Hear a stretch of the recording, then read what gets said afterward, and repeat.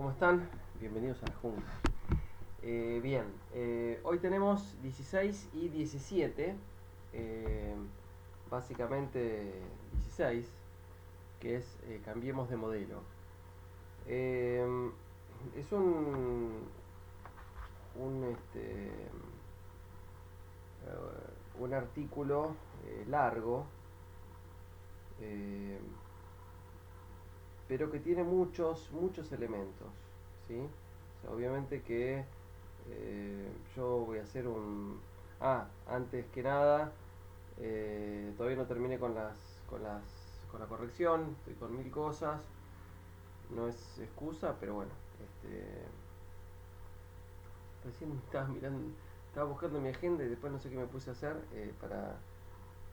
para estimar qué día podía estar la nota. Yo creo que, sí, como dije la semana pasada, miércoles o jueves, yo creo que, yo creo que va a ser así. Eh, Aparte yo también necesito digamos, necesito, además de que es lo que corresponde, para cosas personales mías, necesito tener tiempo para dedicarme a las cosas bueno, que tengo que hacer. Este, bueno, vamos con este artículo que lo escribí en junio del 2016. Eh, Recuerda el concepto de soberanía nacional. Dice, la soberanía nacional corresponde al pueblo, de quien emanan todos los poderes del Estado, del pueblo, aún ejerciéndose por representación. Eh, o sea que cuando el Estado, para el Estado es el pueblo, cuando el gobierno responde a los intereses del pueblo y favorece a los intereses del pueblo, se está ganando soberanía.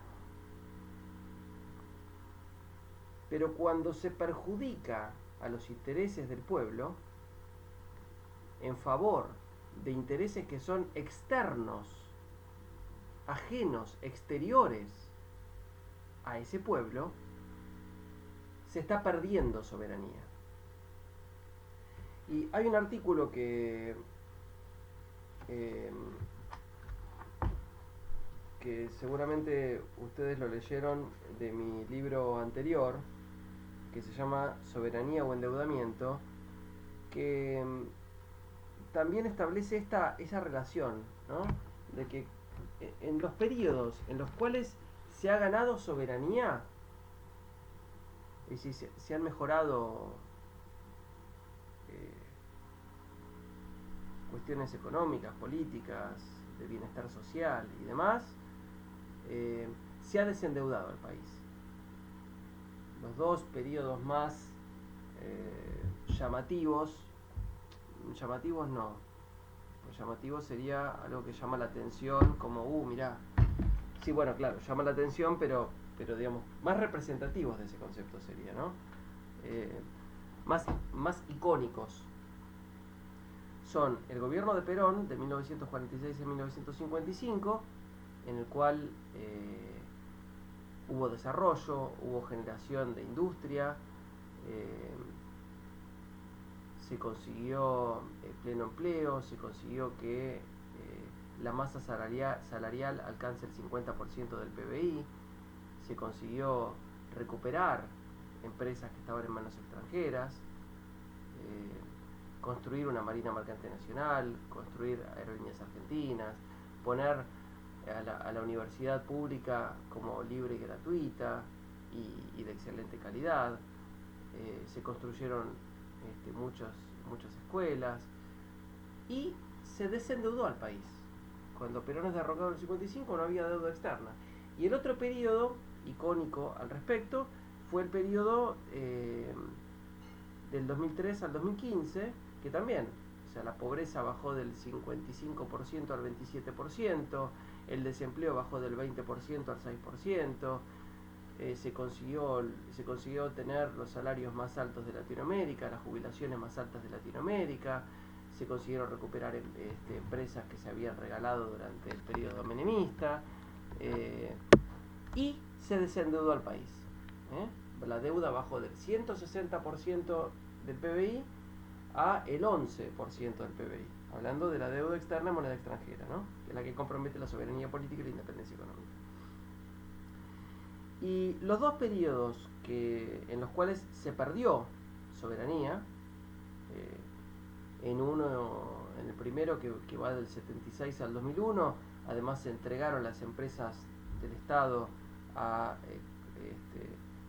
corporaciones transnacionales, se aumentó el desempleo hasta el 27%,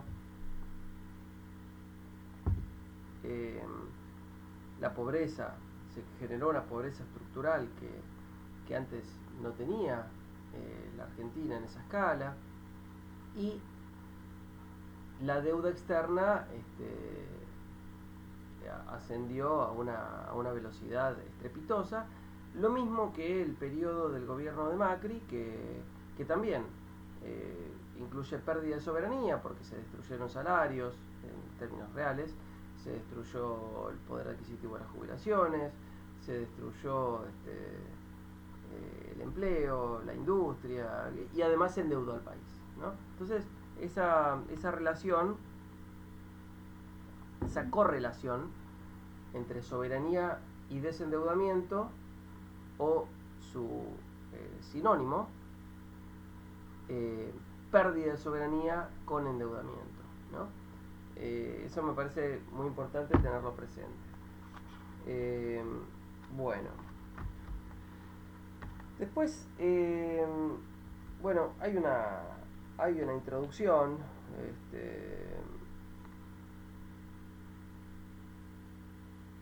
hay una introducción que recuerda, digamos, el punto de partida, ¿no? Y bueno, ¿qué significa este cambio? Cambio es cambiemos de modelo, ¿no? Es decir, el cambio de modelo económico, que pasa de un modelo industrial con todos los defectos que pudiera tener,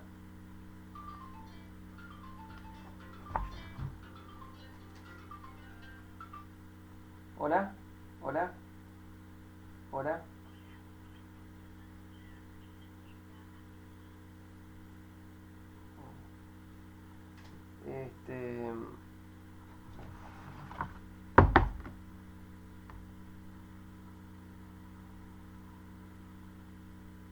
Bueno, el cambio, ¿no? Que pasa, digamos, que pasar de un modelo industrial con todos sus defectos que pudiera tener, no como modelo. El modelo en sí mismo no tiene defectos, lo que tiene son dificultades, ¿sí?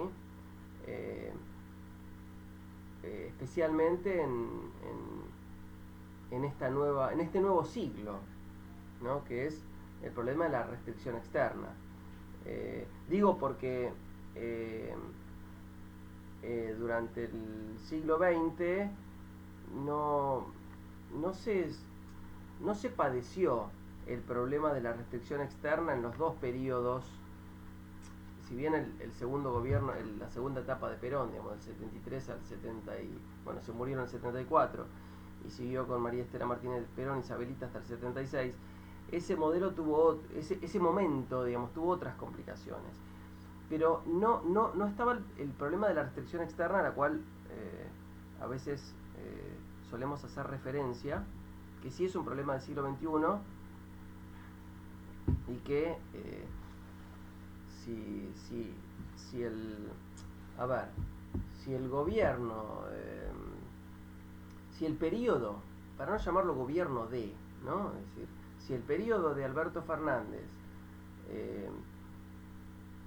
se propone ser exitoso, tiene que resolver el problema de la restricción externa, porque ese problema no quedó resuelto durante el periodo kirchnerista, ¿sí?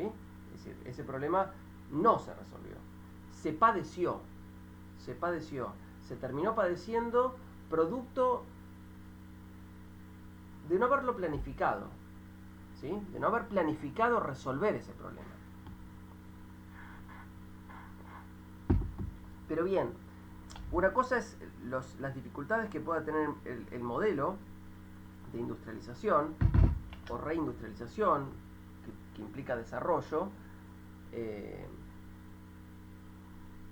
que necesita en un momento determinado de su transcurso una inyección de tecnología que proviene en muchos casos del exterior, es decir, estamos hablando de importaciones caras, ¿sí? Entonces se necesita aplicar dólares provenientes de exportaciones a importaciones vinculadas directamente al desarrollo industrial. Eso, el periodo kirchnerista, del 2003 al 2015, lo padeció en los últimos 4 años, ¿sí? Que coinciden con el segundo gobierno de Cristina Fernández. Pero no porque el segundo gobierno de Cristina Fernández fuera malo. Independientemente de que fuera malo o bueno, no estoy yendo a ese punto. A lo que estoy yendo es a las deficiencias a los problemas del modelo. Nosotros tuvimos, en el periodo anterior donde se implantó este modelo, nosotros tuvimos recuperación desde el 2003 hasta el 2008 aproximadamente. Desde el 2008 hasta el 2010 empezó el desarrollo, que continuó hasta el 2015, sí, pero el problema de la restricción externa se comenzó a sufrir, a padecer y a no resolver a partir del 2011, ¿sí? Producto de muchas cuestiones, entre otras por no tenerlo planificado previamente. Yo, digamos, quiero entender que este nuevo periodo de industrialización va a consistir primero en una recuperación, porque el gobierno de Macri, el gobierno de las corporaciones a través de Macri ha destruido una buena parte de la estructura industrial, su funcionamiento, sus redes, ¿sí? Su organización, su interrelación sectorial.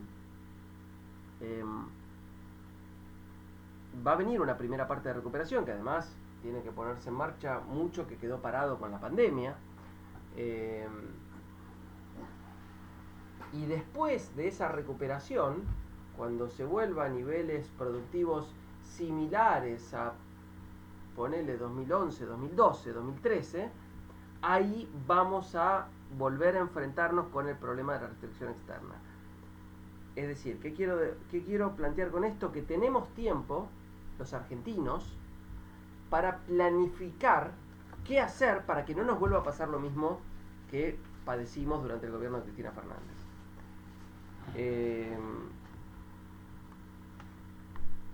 Bueno, pero claro, dicho esto, digamos que implica muchas cuestiones.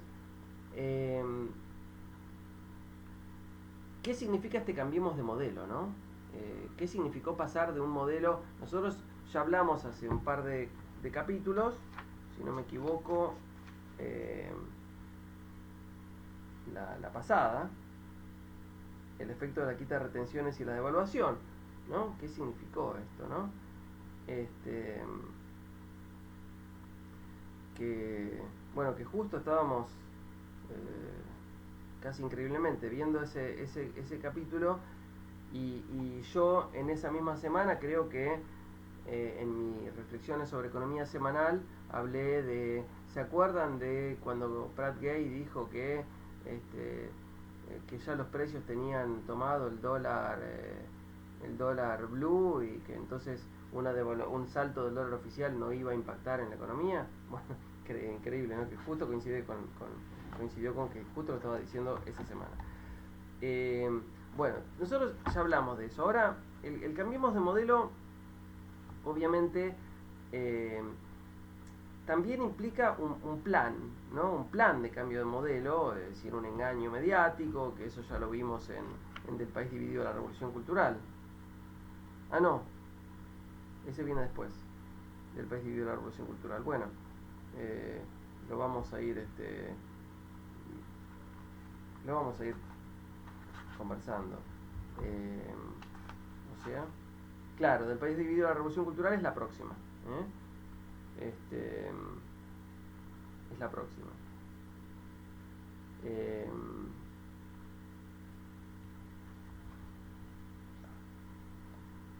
pero mucho de eso está acá. A ver.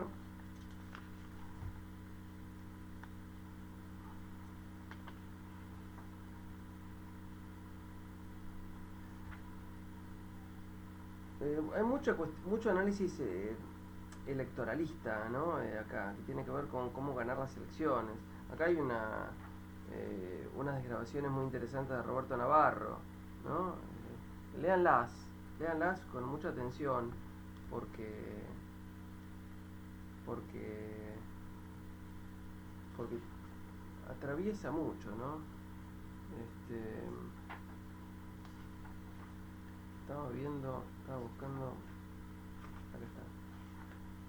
Fraga. Le hicieron creer a un empleado medio que su sueldo servía para comprar celulares, plasmas, autos, motos e irse al exterior. Eso fue una ilusión, eso no era normal. Michetti. El pobre tiene que entender que es pobre y conformarse con lo que le corresponde. O sea, un pobre que es laburante y que se rompe el lomo para poder llevar comida a la casa, se tiene que conformar con que es pobre. Y no puede creer que puede seguir viviendo como lo hacía antes. Era necesario que los trabajadores salieran de la fantasía del consumo, ¿no?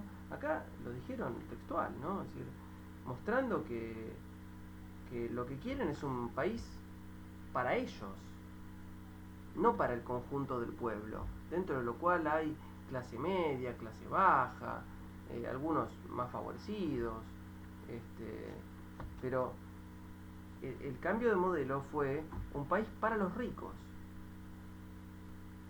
Para los ricos es para las grandes fortunas, para los ricos ricos, no este, para el empresario común, para la clase media, digamos, alta, media, baja, ¿sí? O sea, para el laburante. Ellos querían un país para ellos, ¿sí? Estaba buscando en el libro bueno, no sé dónde está, busquen ustedes. Eh,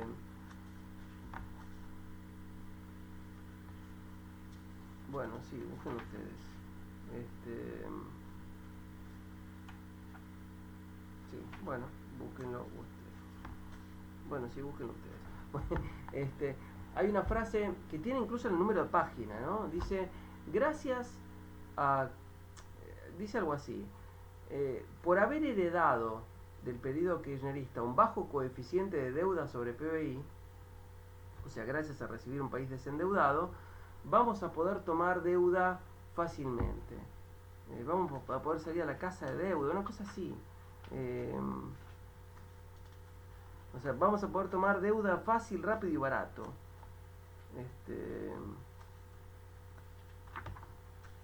Acá está. Tiene que estar por acá.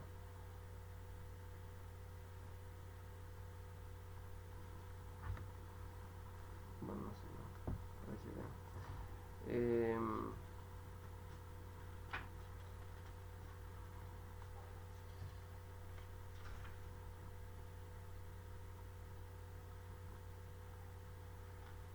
es largo el artículo, no sé, lo perdí. Ayer lo encontré rápido. Decía, gracias a recibir un país sin deuda externa vamos a poder endeudarnos fácil. Lo dijeron. O sea, era un plan de gobierno. ¿Se entiende? No es como... ¿De acuerdo? O sea, primero empezaron a decirlo, ¿no? Empezaron a decirlo explícitamente. Y después le empezaron a echar la culpa a la herencia del kirchnerismo. Pero como no era que recibiste un país desendeudado. Si recibiste un país desendeudado y la clase media consumía, ¿qué le tenés que echar la culpa al kirchnerismo? No para defender al kirchnerismo, digo, pero sí para atacarlos a estos tipos que fueron lo peor de la historia, ¿no? Porque engañaron a la gente. Eh, este, bueno, ¿qué cosas instalaron? Bueno, la creencia esta de que de que el pobre se tiene que acostumbrar a que es pobre, que no hay que mantener a los vagos y todo eso, cuando en realidad, digamos, pasan varias cosas. Una es que, obviamente que nosotros eh, partimos en el ciclo anterior de recuperación desde una pobreza del 50 y pico por ciento. Y eso se fue recuperando conforme se fue recuperando la industria, se fue generando empleo paulatinamente, se fue generando la inclusión social, el pago de deuda externa, las nacionalizaciones, hubo muchas cosas que hacer. Pero faltaron varias, faltó una etapa de desarrollo, este, faltó bajar un poco más el desempleo eh, y generar, qué sé yo, más inclusión social. La verdad es que es muy difícil pedir más inclusión social en tan solo 10 años, del 2005 al 2015, ¿no? Porque recuérdense que hasta el 2005 estábamos en cesación de pagos. En el 2005 fue cuando se arregló el desastre de deuda heredado ahí sí por la dictadura y el menemismo y la convertibilidad. Hasta el 2005 estábamos en cesación de pagos con un hambre atroz en la calle. Bueno, ahora tenemos de vuelta un hambre terrible, ¿no? Un poco por la destrucción de Macri y un poco por la destrucción de la pandemia. Este, pero va a ser, a mi modo de ver, va a ser más fácil recuperar ahora que en aquel momento, porque en aquel momento veníamos de 25 años de destrucción continua, acá tuvimos solamente 4 años de destrucción. Sumémosle el quinto por el problema de la pandemia. Pero hubo mucho que hacer y bueno, y el, digamos, lo que tiene que ver con ayudas a los sectores vulnerables, ¿qué hace el pobre? ¿Se va de fin de semana largo a Miami? No. Esos son... yo fui profesor de la Universidad de Belgrano. Cuando yo me daba vuelta para escribir en el pizarrón, escuchaba en las primeras filas que estaban hablando de que el fin de semana largo se iban a Miami. ¿Sí? Pero el pobre, el que recibe una asignación, ese no se va a Miami. Ese se compra el asado. ¿Eh? Ese se compra una zapatilla, se compra una camisa, una botella de vino, se compra. ¿Sí? Se puede comprar una heladera, tal vez, en cuotas. ¿Sí? Eh, no se va a gastar la guita a Miami. ¿Está? Entonces, esa plata queda en el país y genera actividad, porque si el pobre consume más, hay que producir. Y si hay que producir, ¿qué estamos haciendo? Generando empleo. ¿Generando qué? Inclusión social, para que ese pobre deje de ser pobre y comience a laburar. Y además el Estado recauda por aportes y contribuciones, por impuestos a las ganancias, por impuestos al consumo. ¿Sí? Entonces, el Estado también tiene más recursos para poder aplicar, asignar a obra pública que a su vez genere empleo, genere actividad y mejore las condiciones sociales. De todos modos hay que destacar, ¿no es cierto?, que todo esto fue una gran mentira, ¿no es cierto? Fue una gran mentira. De hecho, el gobierno de Macri fue el que duplicó las asignaciones, porque si no hubiera tenido un estallido social en el 2018. Duplicó las asignaciones porque aumentó el desempleo, aumentó la pobreza. ¿Sí? O sea que subieron engañando a la población. Subieron engañando a una buena parte de la gente. Pero acá lo dijeron, ¿no? Lo de Michetti, lo de Fraga, acá lo dijeron textualmente. Lo que les conté, digamos, de la página 5 de un Clarín de principios del 2016, gracias a haber recibido un bajo coeficiente de deuda, vamos a poder endeudarnos fácil. O sea, saquear, fugar la guita, ¿sí? Destruir la industria.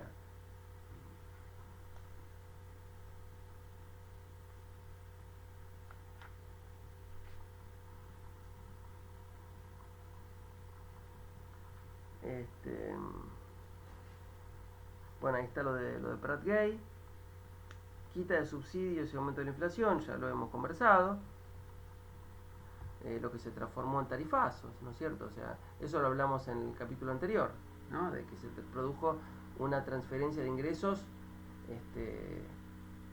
sideral muy rápido desde el conjunto del pueblo, que vio duplicado el precio de los alimentos, hacia los sectores concentrados que le empezaron a fugar. Y además, digamos, con la suba de tarifas, ¿no? Y ahí con los amigos de Macri de los dos lados del mostrador, ¿no? Es decir, del lado del Estado y del lado de las empresas de servicios. Despidos y desmantelamientos, bueno, eso coincide con lo que dijimos antes. Apertura de las importaciones. Bueno, la apertura de las importaciones tiene que ver con el plan de Martínez de Oz, ¿no? Es decir, liberar el comercio exterior para destruir la industria. La desvirtuación de las paritarias. Después de 12 años de que salarios y jubilaciones hayan subido por encima de la inflación, tuvimos planificadamente 4 años de destrucción del poder adquisitivo de salarios y jubilaciones, a los cuales hay que agregarle el quinto, ¿no? Porque este año también tuvimos ese problema, pero no por una cuestión planificada, sino porque no... creo que lo dije el otro día, ¿no? Yo creo que no había más remedio. Si salarios y jubilaciones hubieran subido un poquitito más, se hubiera generado lo que no se generó tampoco en el 2014, ¿no? Es decir, una espiral inflacionaria que hubiera terminado mal. La liberación del dólar, ya lo hemos hablado varias veces, me parece, ¿no? Que es el modelo de la bicicleta financiera. Bueno, tiene muchos elementos, Incluso esas desgrabaciones que yo hago de Roberto Navarro están buenas para poder entender, para poder leer, ¿no? Leer leer el libro, sí, pero leer e interpretar la realidad, ¿no?